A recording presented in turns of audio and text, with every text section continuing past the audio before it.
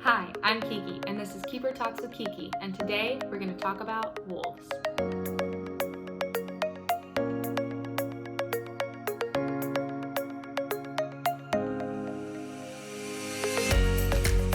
Hey, welcome back to this episode of Keeper Talks with Kiki. You guys submitted so many questions for this Keeper Talk about wolves that I think this is going to be a bit of a long video, but I'm so excited about it because I love wolves and all things canine. So let's dive in. Allie, Kelly, and Alexa wanted to know how closely related wolves are to domestic dogs that we keep. And actually, they're still the same species. Now, the interesting thing about this is that there are multiple species of wolves in the world. There are Ethiopian wolves, red wolves, maned wolves, African painted dogs. They're not wolves, but they're a kind of canine species. But all domestic dogs are all descended from gray wolves, which is super interesting. So when it comes down to it, basically domestic dogs are just fancy colored wolves who like to sleep on fluffy beds and be told that they're a good boy.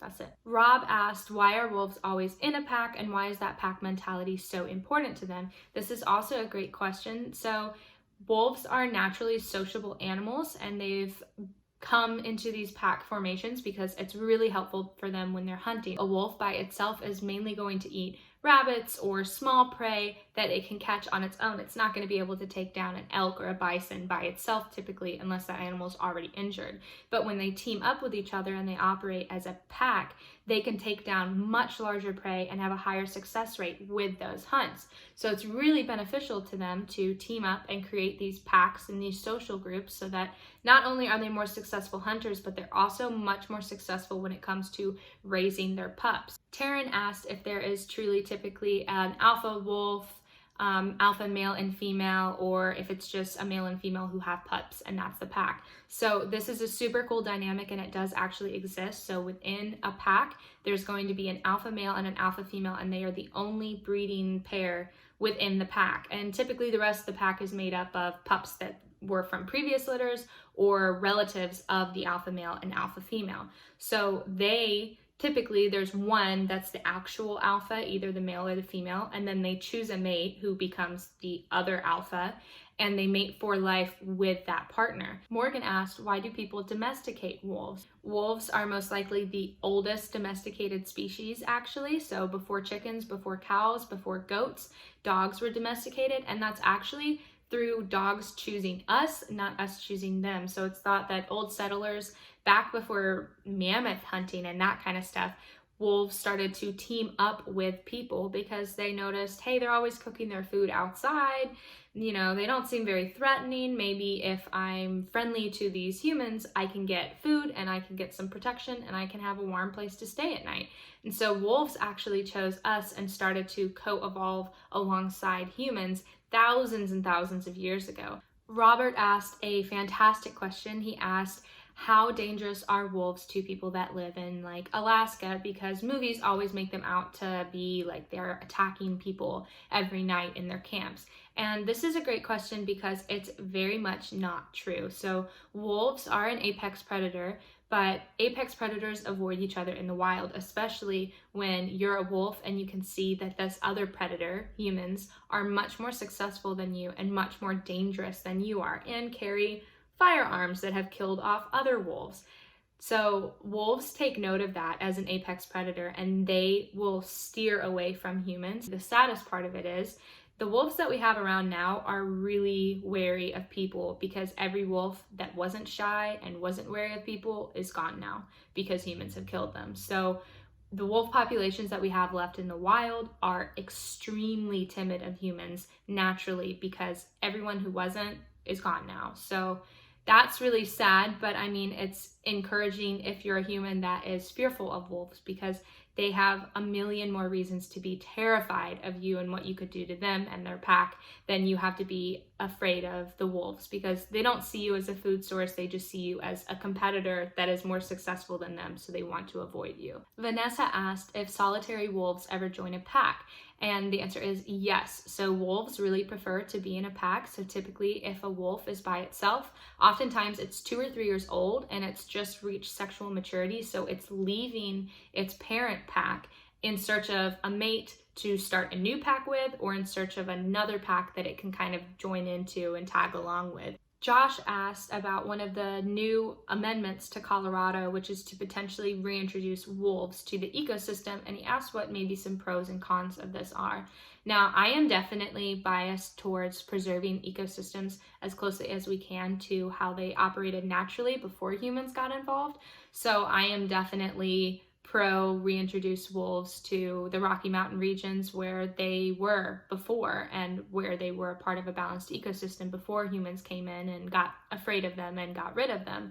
So a big pro to it is that we've introduced most of the other animals back in. So elk are back in Colorado now. I believe they were gone from Colorado for a while due to hunting, but now they're back.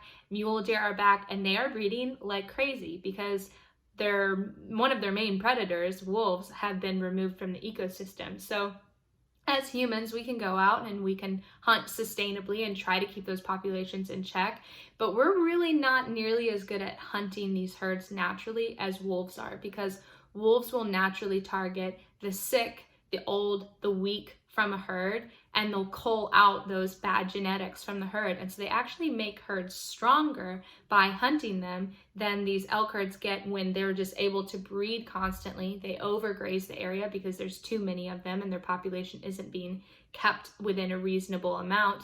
And then the unhealthy genetics start to really circulate within the herd and make the herd more sickly and unhealthy. I understand how this is kind of a concerning subject to people that live in the Colorado area, and they think, I don't really want to worry about seeing a wolf when I'm going outside. I don't want to worry about getting attacked by a wolf, and I totally understand that. It's a little bit intimidating to think of this large apex predator living near you, but you already have cougars and you already have bears that live near you, and how often do you see a cougar?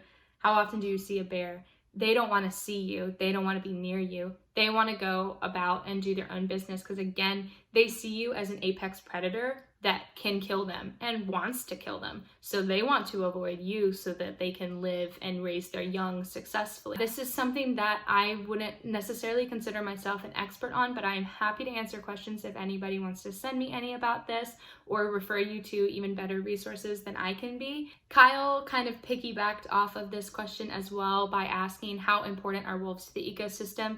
They are what's known as a keystone species, which means when you remove them from an ecosystem, they affect multiple other animals and multiple other plant species within that ecosystem. So think of it kind of like a pyramid, and wolves are one of the big blocks at the bottom. So as soon as you pull them out, that pyramid starts to get really, really shaky and potentially come down. If you want to read up about the good that can happen when you reintroduce apex predator species such as gray wolves, look up the stories of the reintroduction of wolves to Yellowstone. It has been an incredible success for all of the animals involved and all of the plant species involved, and has not been a danger to humans in the process. Wolves are also really helpful to other predators in the area by hunting animals, and then they'll leave those kills on the ground, and coyotes and raccoons and skunks, like any kind of animal that is a scavenger animal, up to 20 other species will come in and feed off of those old wolf kills,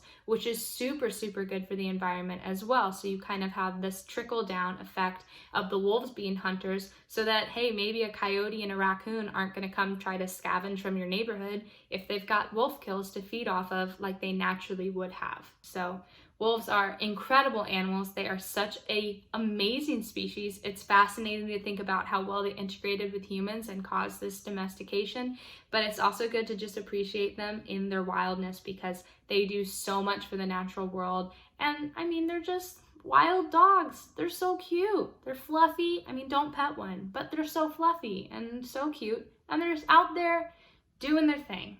Incredible. I love it. So thank you so much for everyone who submitted questions for this week. I look forward to talking to you in the next Keeper Talks episode, which will be in 2 weeks. Thanks.